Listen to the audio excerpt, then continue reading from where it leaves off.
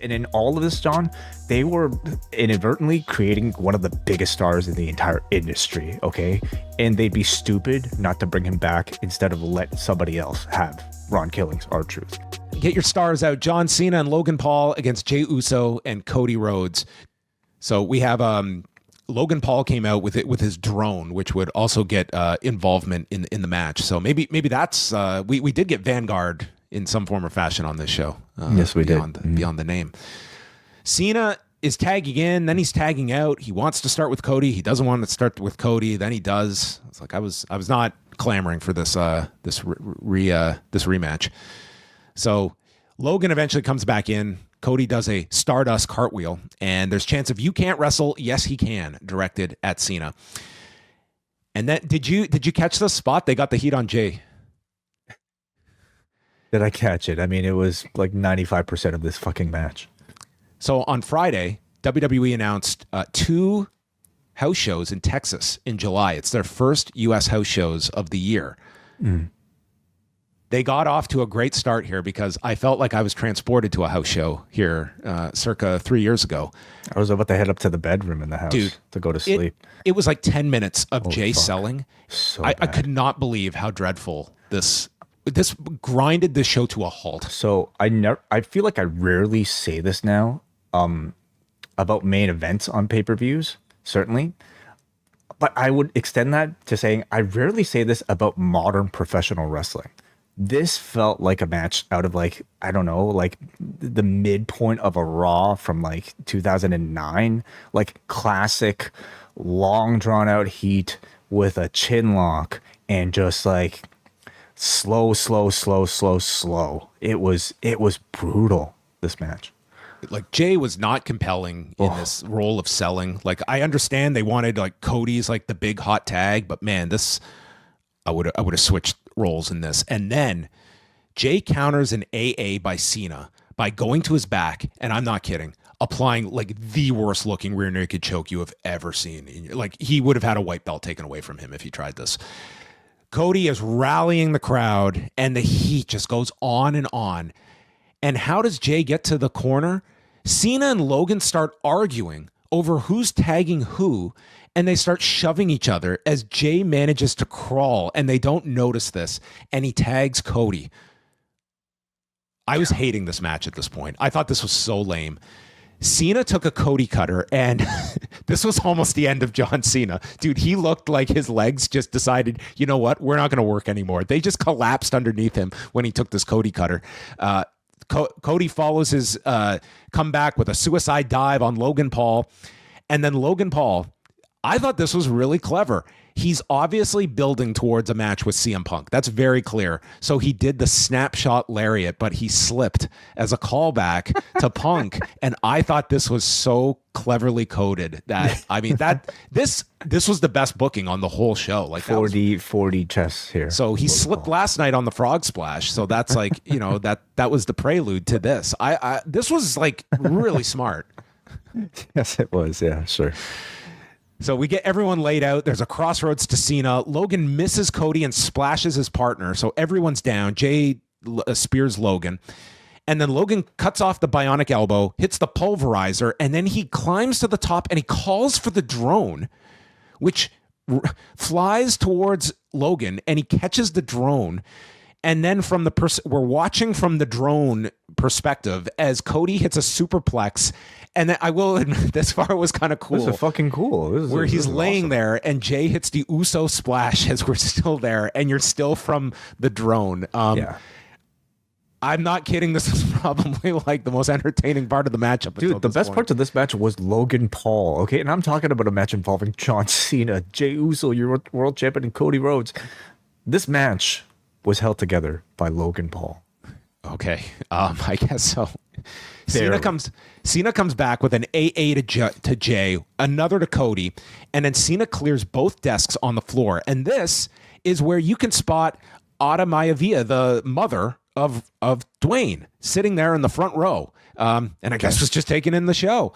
And Jey runs across the desks, spearing Cena, and then Logan hits an acai moonsault to Jey on the desk. It looked beautiful. This looked spectacular, and I also didn't feel like he was dead, like when Shawn tried this with Ric Flair at WrestleMania. This looked incredible. This was the spot of the match. Yes. Not saying much, but yes. No, I know there was it was a pretty easy show stealing move here, or at least match stealing move. So Cena grabs the belt and nails Cody when a man in a hoodie runs in and starts attacking Cena, and it's revealed to be R-Truth as the crowd goes insane.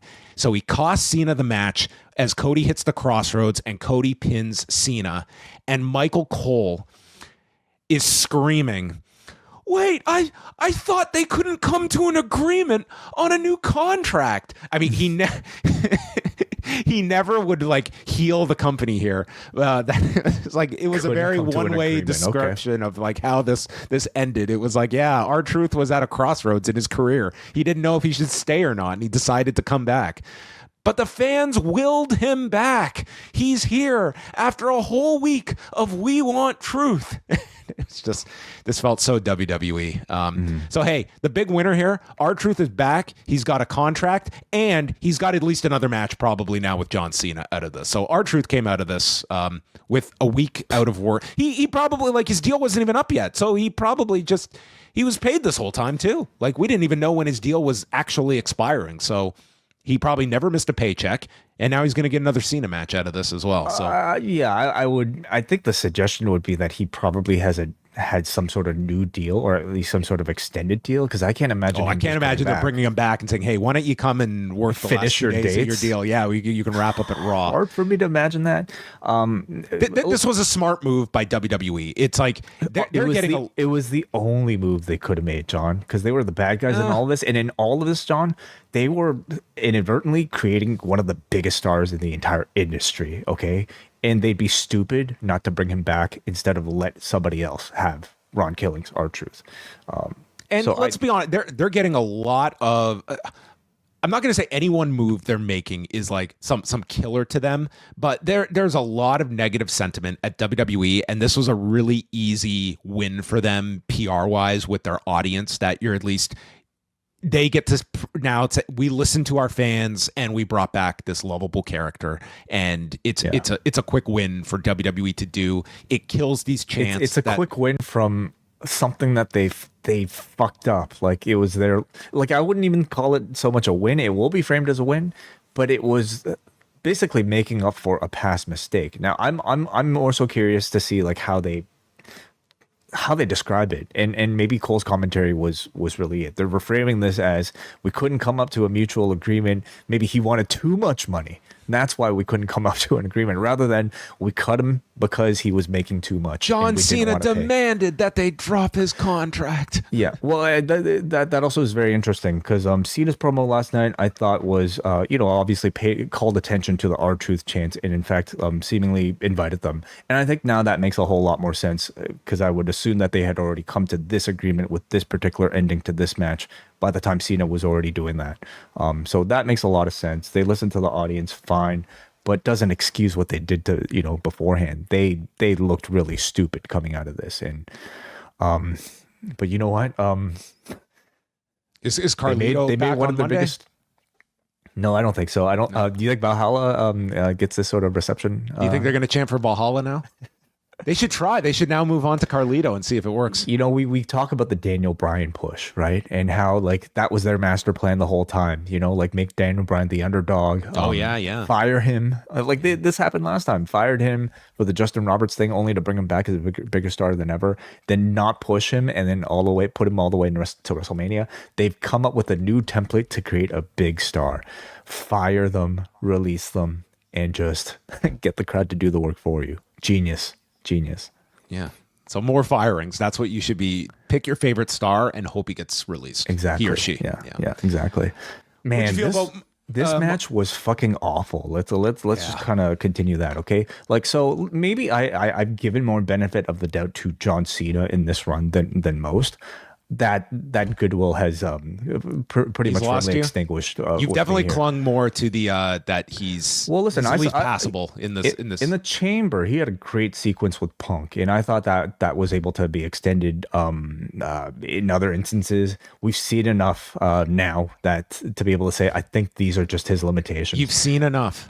Yes, I realize that, John. Yeah. All right. But I think more disappointingly, I'm also done with my optimism for Jey Uso as a singles competitor in this run. Yes, like he was just kind of here to like get beaten up, but fuck, like in a role as a champion when you're up in against the Logan Paul and a John Cena, I think you got to make your shit look a little bit more compelling. And it's just been months of this. I'm not at all interested in these sort of singles performances. Cody coming in, towards the end, I thought lifted this match a little bit, but it certainly wasn't enough. Logan Paul conversely like delivered the coolest shit in this particular match, and that's not to say that he should be a champion or anything like that, but he was one of the only redeeming qualities of this. Logan is a very he's very good in these kinds of matches, and he can do these in these exactly in spurts. It was like, to me, I was watching this and it was like Cody was like, the term they use, like the quarterback, like he was kind of the.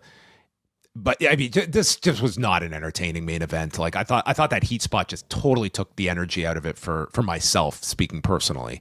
And I will say at most, I felt way more tired for this coming off of a 5-match show than an AEW main event coming off of like an 8 to 9 match show. Yeah, I mean, I watched a lot of wrestling today, and I would not say I was like this last match was not a high point that was ending the day. This was the lowest point of any wrestling I saw today. Coming out of this, I will say that at least booking wise, I thought it was the right finish of Cody gets the pin here, because I thought they could have gone the other way, and it's like Logan or Cena pinning Jay, and Jay is just going into this Monday Raw where he's all just destroyed.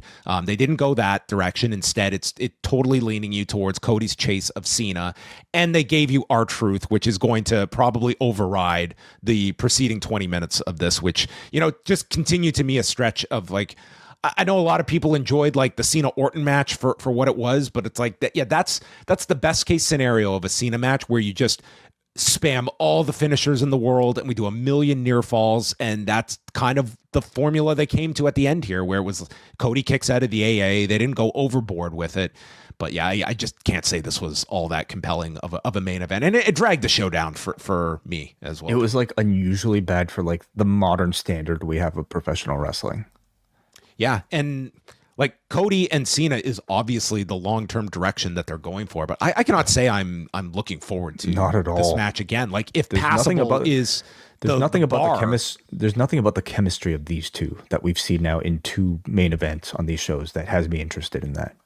Where do you assess Cody now? Pre-WrestleMania, post-WrestleMania, do you think he's still in a very strong position within the audience as your number one babyface? Do you feel he's at all been taken down a peg from this story, or like just where does Cody stand now?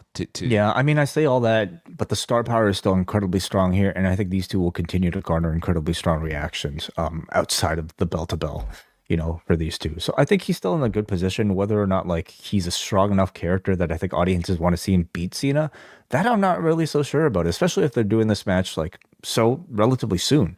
What are we expecting? SummerSlam? If not even Night of Champions potentially, right? Like so therefore I don't necessarily see Cody winning the title back.